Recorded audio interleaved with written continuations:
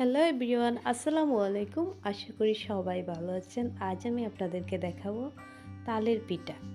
তো তালের পিঠা বানানোর জন্য আমার কি কি লাগছে চলুন দেখে নেওয়া যাক। তালের পিঠা বানানোর জন্য আমি এখানে তালের রস নিয়েছি, দেন এতে দিয়ে দিব চিনি পরিমাণ মতো, দিয়ে দিব লবণ, দিয়ে দিচ্ছি চালের গুঁড়ো দিয়ে এগুলোকে ভালোভাবে একটু ম্যারিনেট করে নিচ্ছি। ম্যারিনেট করে আমি 20 মিনিটের জন্য ঢেকে রেখে দেবো। 20 মিনিট পর ফিরে এসে এই পর্যায়ে আমি একটি কড়াই বসিয়ে দিয়েছি চুলায়। দেন সয়াবিন তেল দিয়ে দিচ্ছি। তেল গরম হয়ে গেছে, এক এক করে পিঠাগুলো বানিয়ে নিচ্ছি আমি।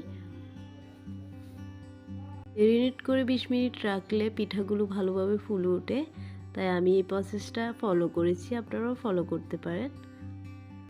এই তো আমার পিঠাগুলো হয়ে গিয়েছে। এক এক করে এভাবেই সব পিঠাগুলো আমি বানিয়ে নেব। এই তো এক এক করে সব পিঠা বানানো হয়ে গিয়েছে। এই ছিল আজকের ভিডিও। এই পর্যন্ত ভালো থাকুন, সুস্থ থাকুন।